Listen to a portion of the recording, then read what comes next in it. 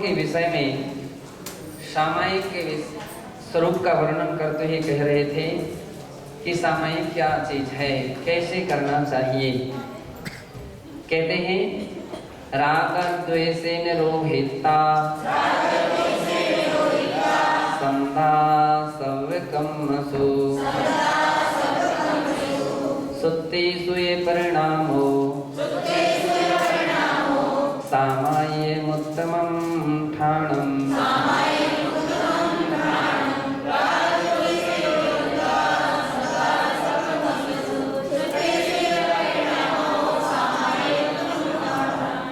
कहते हैं राग द्वेष निरोहिता, राग और द्वेष को निरोहिता यानी उसका निरोध करके संदा सव्य कम्मेषु सभी कर्मों में समता भाव रखना, सुत्तेषु परिणामों और सूत्र में यानी आगम ग्रंथों में अपने परिणामों को स्थिर करना, सामाय्यमुत्तमं ठाणम् सामायिक है अथवा सामायिक का एक उत्कृष्ट स्थान है। विरदो सव्य सावज्जम तिगुत्तो पिहिदिन्द्रियो जीवो सामाय्यं नाम संयमाठाणमुत्तमम्।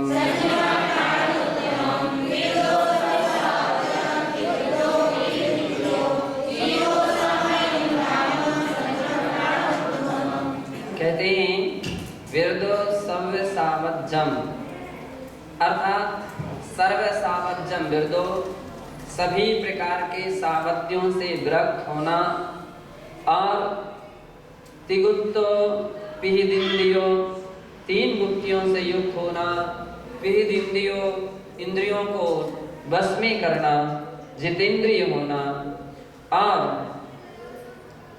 जीवो सामाय्यम नाम संयमठाणमुत्तमम् तथा संयम स्थान उत्तम संयम स्थान में स्थिर होना या संयम स्थान में स्थिर होना एक उत्तम सामायिक का लक्षण है। अब देखिए एक एक बातें अपने ऊपर घटित करते जाना चाहिए कि सामायिक अपन लोग खाली कायो सर करके बैठ के सामायिक नहीं है। राग द्वेष से उस समय कितने मुक्त हुए हैं या नहीं हुए हैं ये ध्यान रखना चाहिए, और कितने कर्मों से आपकी कितने हर कर्मों में आपकी कितनी समता भाव जगी है, अनुकूल प्रतिकूल दोनों कर्मों में जो समता भाव रखना। और तीसरा जीवो संयमठाणमुत्तमम् और ऐसे संयम स्थानों में अपने चित्त को इसके सूत्र में अपने परिणामों को स्थिर करना, आगमिक चिंतन करना, 12 भावना का चिंतन करना ये उत्तम सामायिक कही गई है। अथवा सावध्य कार्यों से विरक्त होना, जिन कार्यों में 5 कर्म का आश्रय बंद होता है ऐसे कर्मों से विरक्त होना एक विशेषता दी। 3 गुप्तियों का पालन करना, गुप्ति रूप अपने स्थिरता योगों में होना और इंद्रियों को जीतना तथा संयम का पालन करना ये उत्तम सामायिक कही गई है। आगे कहते हैं जस सरणी दो अप्पा संजमेणे में तवे तस् सामाय्यम ठादी केवल शासने।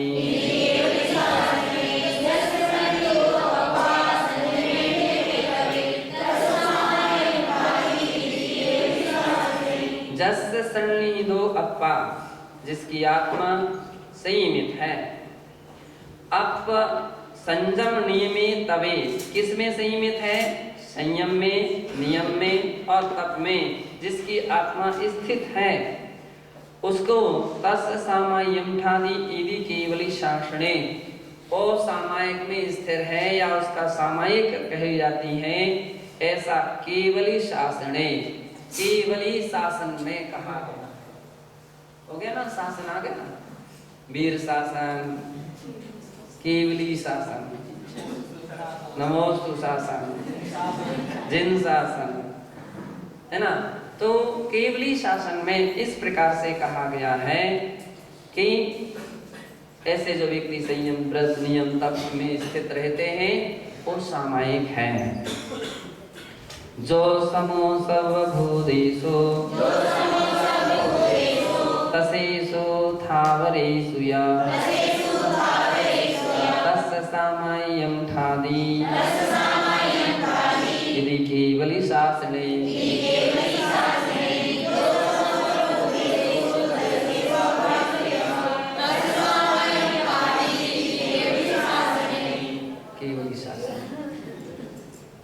केवली शासन जयवंत, ऐसा भी तो कहा जा सकता है।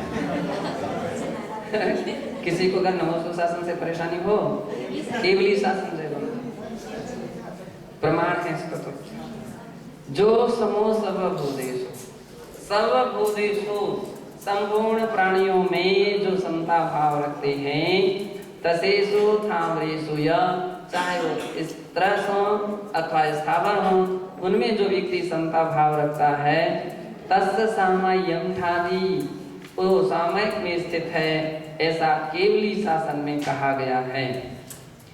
नियम सारे च तदेव समर्थितम, नियम सार में भी इसी बात का समर्थन करते हुए गाथा 125 से 133 में कहते हैं, विरदो सर्वसावज्जे विगुप्तोऽपि हृदिन्द्रियो तस्य सामाय्यं ठादी केवली शासने।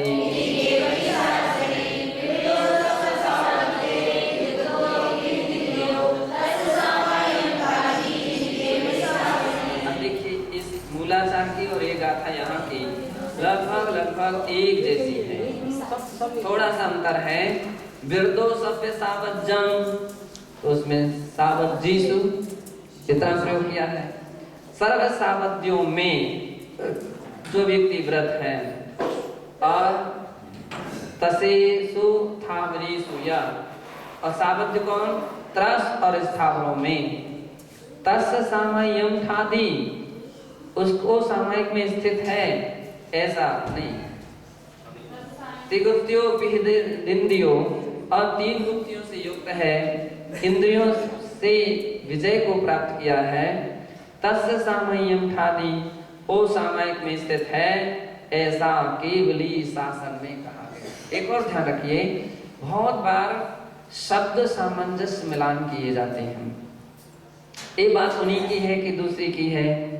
तो जैसे जब परीक्षण किया जाता है कि ग्रंथों की परीक्षा की जाती है कि ग्रंथ किसका द्वारा लिखा हुआ है, तो कोई ना कोई शब्द, कोई ना कोई अक्षर, कोई ना गाथाएं, कोई एक ऐसे शब्द विशेष रहते हैं जो उनके विशेष रूप से उस ग्रंथ में मिल सकते हैं। आचार्य सन्मति सागर जी महाराज के अगर प्रवचनों की सही खोज करना हो तो वस्तु स्थिति को पूछ लीजिए।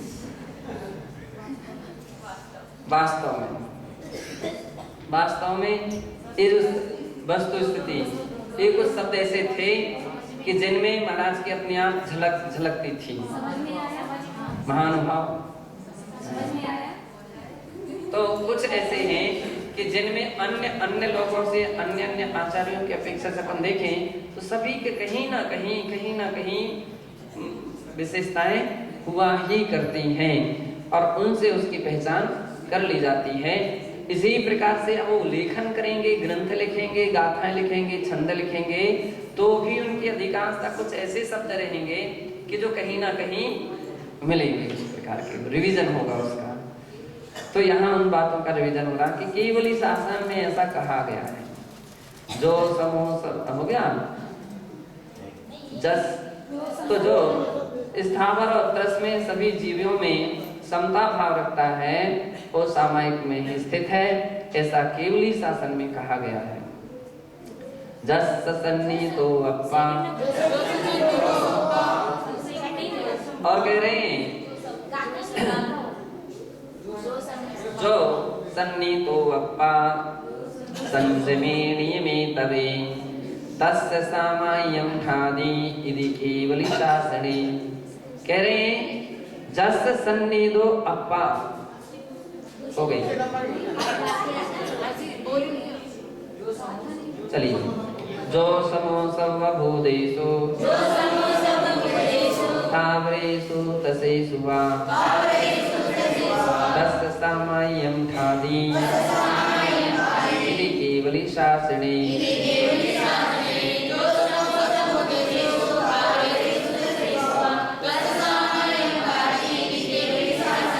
जो तृण सुर स्थावर इन सभी प्राणियों में संभाव रखता है वो सामायिक में स्थित है, ऐसा केवली शासन में कहा है।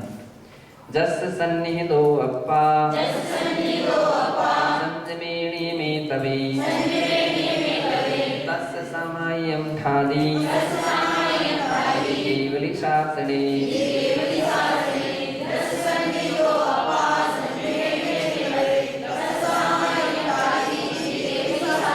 अभी गाथा भी लगभग मिलती है।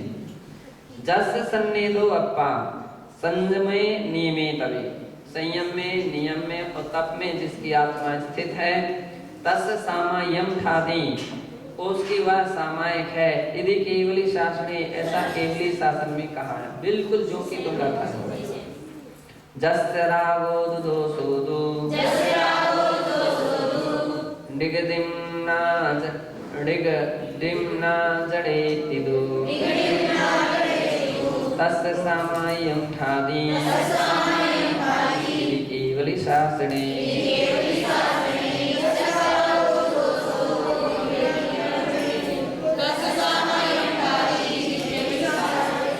जस अर्थात जिसके रागो दोषो दो विगड़िम ना जड़ेती, राग द्वेष आदि विकृतियां उत्पन्न नहीं होती हैं।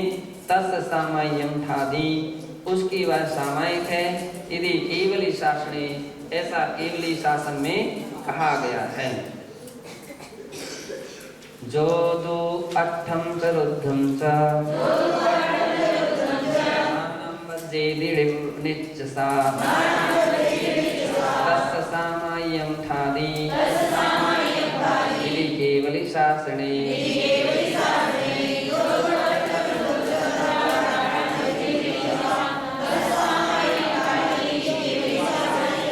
जो दो अट्ठम से रुद्धम से झाणम बज्जेति लिच्चसा, लिच्चसा यानी हमेशा, जो अट्ठम से रुद्धम से झाणम बज्जेति आर्त ध्यान और रौद्र ध्यान का त्याग करता है। तस्य सामाय्यम ठादी उसके सामायिक होती है, ऐसा केवली शासन में कहा है। जोधपूर्णम च पावं च भावं बज्जेति लिच्चसा तस्य सामाय्यं ठादी इति केवली शासने।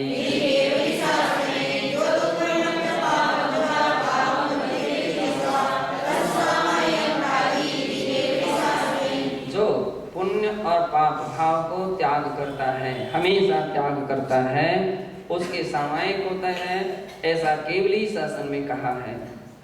जो दुगुंसा भयम वेदम जो दुहस्सम रयिं सोगम अरतिम बज्जेति लिच्चसा तस्य सामाय्यं ठादी केवली शासने।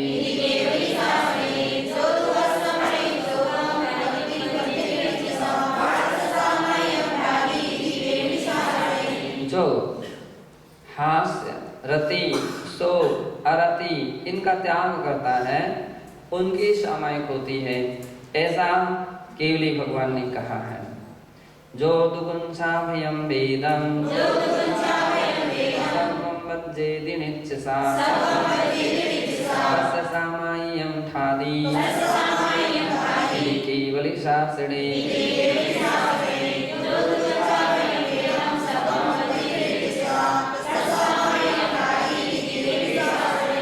जो मुनि या जो दुगुंसा यानी जुगुप्सा भय वेद इन सबको हमेशा के लिए त्याग करता है, तस्य सामाय्यम ठादी उसके लिए सामायिक होते हैं, ऐसा केवली शासने केवली शासन में कहा है। जो धम्मं च सुखं च झाणं झायेति निच्चसा तस्य सामाय्यं ठादी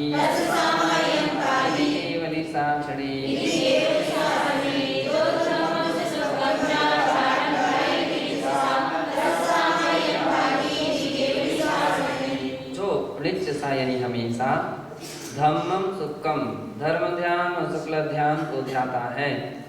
तस्य सामय्यम ठादी, उसकी सामयिक होती है, ऐसा केवली शासन में कहा है।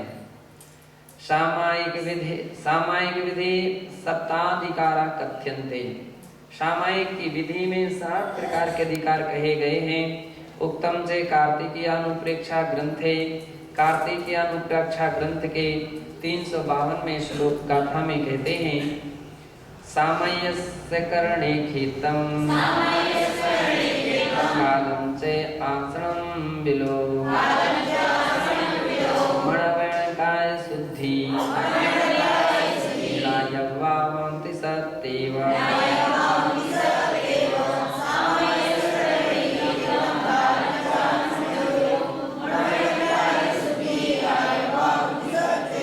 सामायिक करने वाले के लिए 7 प्रकार की बातों का अवश्य पालन करना चाहिए। तो कौन कौन सी हैं? पहले क्षेत्र का चयन करना चाहिए, योग्य क्षेत्र होना चाहिए, किस क्षेत्र में हमको सामायिक करना है। और खेते कालम, काल का निर्णय होना चाहिए, तो कालाधिकार है, किस काल में सामायिक करना चाहिए, सामायिक का कौन सा काल है। आसनम, और आसन का निर्णय करना चाहिए, किस आसन से सामायिक करें, उसका ज्ञान होना चाहिए। और विलय यानी ध्यान, आज हमको किसका ध्यान करना है, इसका निर्णय होना चाहिए, किसका किस प्रकार से ध्यान करेंगे, ये विचार होना चाहिए। मनवर्ण काय शुद्धि, मन वचन और काय की शुद्धि, इस प्रकार के नायवा होंति सत्येव, ये 7 बातें जो हैं वो जानना चाहिए, ये जानने योग्य हैं। सामायिक व्रतम श्रवणस्य कृते यावत् जीवम चारित्र रूपम भवति, यद्यपि सामायिक व्रत श्रवण के लिए जीवन पर्यंत के लिए चारित्र रूप होता है। सभी मुनियों का सामायिक चारित्र है जो कि अखंड रूप में चलता है, उनका जीवन पर्यंत के लिए होता है।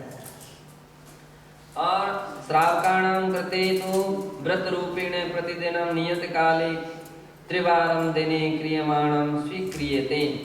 और श्रावकों के लिए, श्रावकों के द्वारा कृते करने वाले व्रत रूपेण प्रतिदिनं नियत काले, व्रत रूप में प्रतिदिन नियत काल रूप में 3 बार दिन में क्रिया स्वीकार की जाती है कि उसके लिए कम से कम दिन में 3 बार उसको सामायिक करना ही करना आवश्यक हुआ करती है। अब जो 3 प्रकार की, सब अपने यहाँ जो 3 प्रकार की जो सामायिक का उल्लेख है ना, वो वास्तविकता में देव वंदना है। वो क्या है? देव वंदना है। और जो साधुओं की हुआ करती है वो देव वंदना है, और श्रावक जन क्या करते हैं उस समय?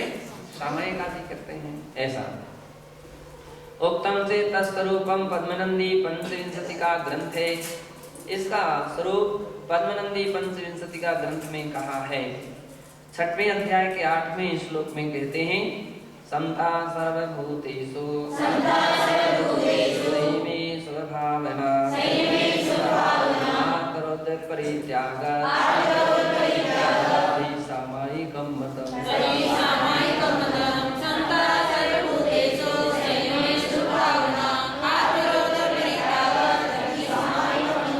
सर्वभूतेषु, संपूर्ण प्राणियों के विषय में संयमी स्वभावना, और संयमी प्राणियों के प्रति या संयम के प्रति स्वभावना का होना, तथा आर्त रौद्र परित्याग, आर्त ध्यान और रौद्र ध्यान का परित्याग होना, इसे सामायिक मतम यानी सामायिक माना गया है। तथा से कार्तिकानुप्रेक्षा ग्रंथे भृणितम, कार्तिकीय अनुप्रेक्षा ग्रंथ में भी 354वीं गाथा में कहा है, पौवर्णे मध्याह्ने दिहिवी लालिया चक्को सामयस्य कालो सविनयनिश्शेषनिदिष्ठो।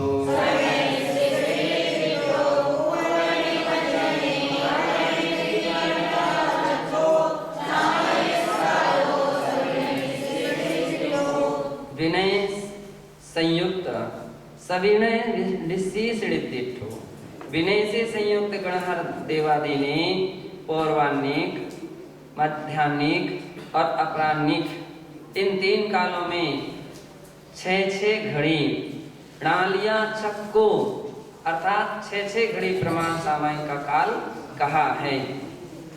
सामयस्य कालो ऐसा सामायिक का काल निर्दिष्टो कहा है। किंचे सामायिक प्रतिमानुसारम सामायिक विधिरपि रत्नकंडक श्रावकाचार्य प्रोक्तः और सामायिक प्रतिमानुसारम सामायिक प्रतिमा के अनुसार सामायिक की विधि भी रत्नकंडक श्रावकाचार्य के 139वें श्लोक में इस प्रकार से कही है। चतुरावर्त तृतीया चतो प्रणाम स्थितो यथा जाता सामायिको द्विनिषध्यास् योग शुद्ध्यस्त्रि संध्यमभिवन्दी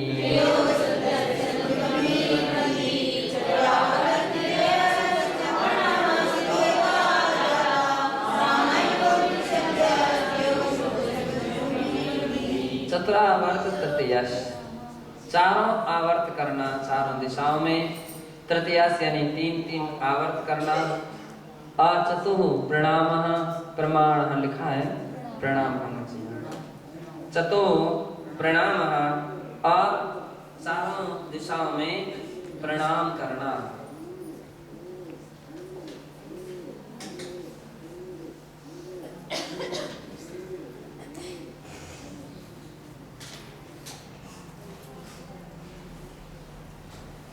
और इस यथाजाता तो यथाजात यानी यथाजात जन्म की तरह जैसे बालक निर्विकार होता है, ऐसा निर्विकार अवस्था को युक्त होकर के सामायिको द्विनिषध्यास् 2 निषिद्धाओं के साथ, त्रियोग शुद्धि 3 योगों की शुद्धि के साथ, त्रिसंधि अर्थात त्रिसंध्यम 3 संध्याओं में अभिवंदी अर्थात उसमें करना चाहिए श्रावकों के लिए। इस प्रकार के विधि सामायिक के विषय में कही, ऐसी सामायिक की विधि होती है।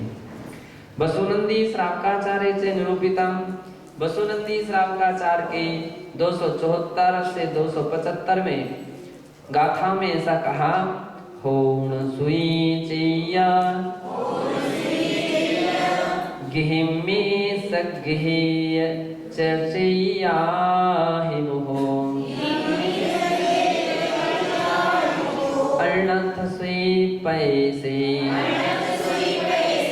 पूर्वमुहो उत्तरमुहो वा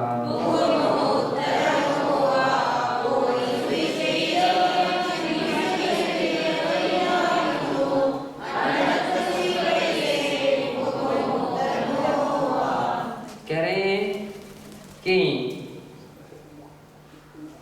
जिन होण सुई चाहिए गिहिमी, सुई यानी शुद्धि के साथ स्नान आदि करने के बाद, ऐसा तो होण सुई शुद्धि के साथ, चाहिए गिहमी चैत्य ग्रह अथवा अपने सब ही अपने घर में, चैया ही मुहो और चैत्य के अभिमुख होकर के, चैत्य यानी भगवान के अभिमुख होकर के, ऐसा अर्णथ स्वीपये से, अर्णथ स्वीपये से पूर्व मुहो उत्तर मुहो वा, अन्य पवित्र स्थान में, अन्य भी कोई पवित्र स्थान, अर्णथम स्वीपये से अन्य शुद्ध प्रदेश हैं, ऐसे स्थानों में पूर्व मुख अथवा उत्तर मुख करके सामायिक करना चाहिए। और जिणवैण धम्म चैया परमीठी जनालयान निचंपी संवंदनम त्यालम कीरै सामय्यम तंखो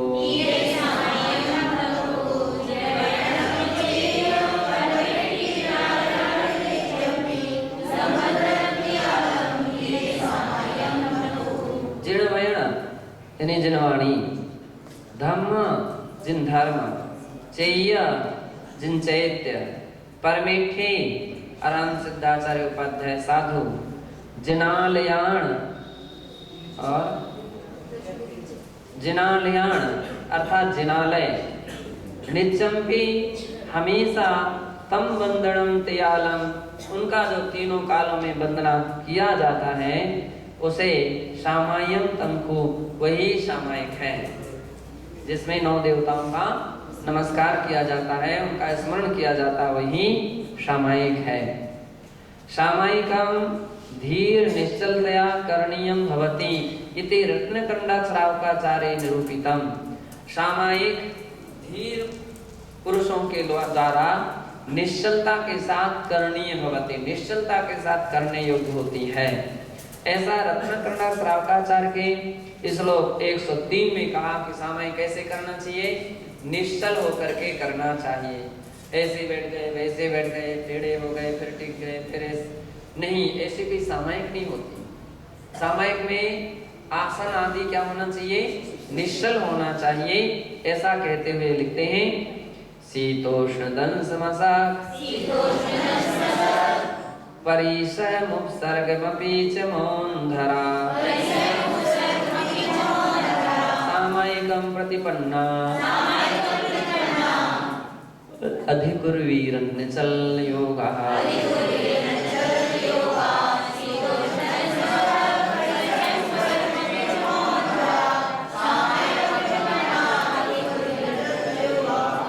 कहते हैं कि शीत उष्ण दंश मशक, ठंडी की बात आ जाए, अब वहां सामने धूप आ गई है और जहां बैठे वहां ठंडी है तो उठ करके वहां नहीं जा सकते, अथवा बैठे तो धूप में बाद में छाया आ गई ठंडी आ गई है और हवा चलने लगी तो उठ करके वहां धूप में नहीं पहुंच सकते हैं, बैठ नहीं सकते हैं, है ना। तो शीत उष्ण अथवा गर्मी का मौसम है, बैठे थे तो छाया में, बाद में धूप आ गई तो उठ करके छाया में नहीं आया जा सकता है। जहां बैठे थे वहां के वहां वैसे के ही वैसे बैठना पड़ता है। तो शीत उष्ण दंश मशक, और जहां बैठे थे उस समय तो मच्छर नहीं महसूस हो रहे थे, बाद में मच्छर बहुत काटने लगे तो उठ करके दूसरी जगह नहीं बैठ सकते हैं, है ना।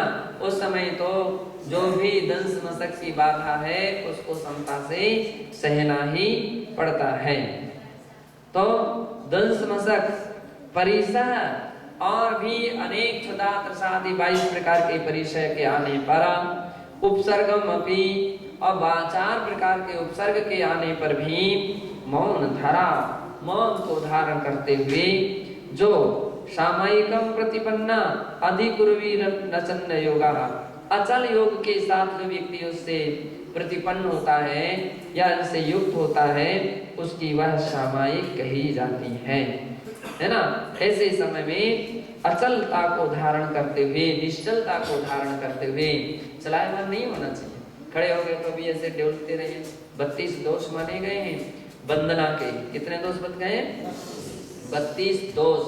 और देव वंदना है वो, तो वंदना यानी सामायिक के समय टालने योग्य कितने दिन दोष होते हैं? 32। उस 32 दोषों को सामायिक के समय टालना चाहिए। सामायिके किम चिंतनीयम ध्यातव्यम से भवति विषय कार्तिकेय अनुप्रेक्षा ग्रंथे कथितम। सामायिक में क्या चिंतन करना चाहिए और किसका ध्यान करना चाहिए या क्या ध्यान करने योग्य होता है, इस विषय में कार्तिकेय अनुप्रेक्षा ग्रंथ की गाथा 372 में कहा है। चिंतन्तो ससर्वम जिणबिंबम अहव अक्षरम परमम झायदि कम्य विवायम तस्वयं बोधिसामाय्यम।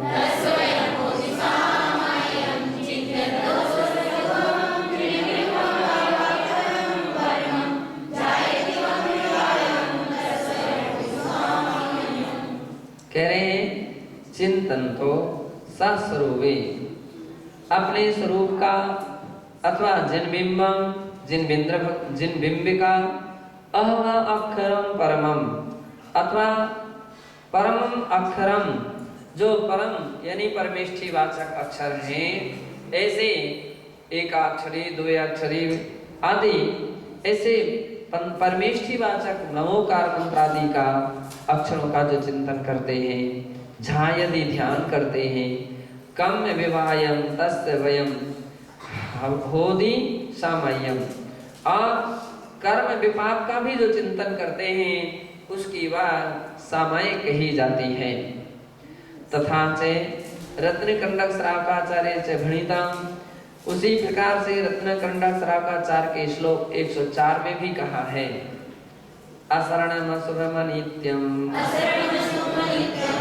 दुःखमात्ममानवास्मि भवम् मोक्षस्तद्विपरीता मेति ध्यायन्तु सामयिके।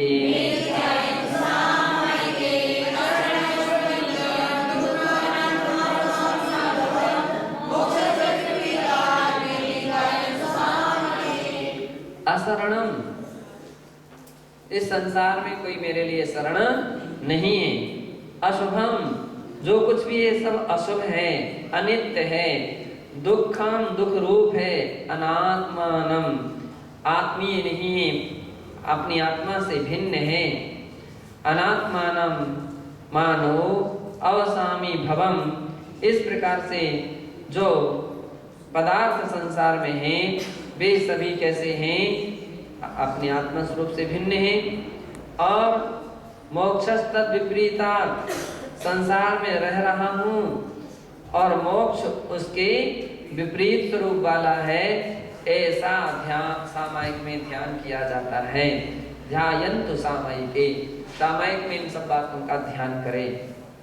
एवं निश्चयेन अनुप्रेक्षा एव सामायिक रूपा प्रतिकोण प्रत्याख्यानादि रूपाश्च भवन्ति, इस प्रकार से निश्चय से अनुप्रेक्षा ही सामायिक रूप होती है, प्रतिकोण रूप होती है, प्रत्याख्यान आदि रूप होती है। ऐसा सम्यक विज्ञाय, सम्यक प्रकार से जान करके यथोक्त अनुप्रेक्षा निरंतरम भावनीया, सच्ची जो अनुप्रेक्षा है उसका निरंतर भावना करना चाहिए, या जिसका कथन किया है ऐसे अनुप्रेक्षा का चिंतन करना चाहिए। ऐसा गाथायास तात्पर्यम, इस गाथा का तात्पर्य हुआ, ऐसा जानना चाहिए।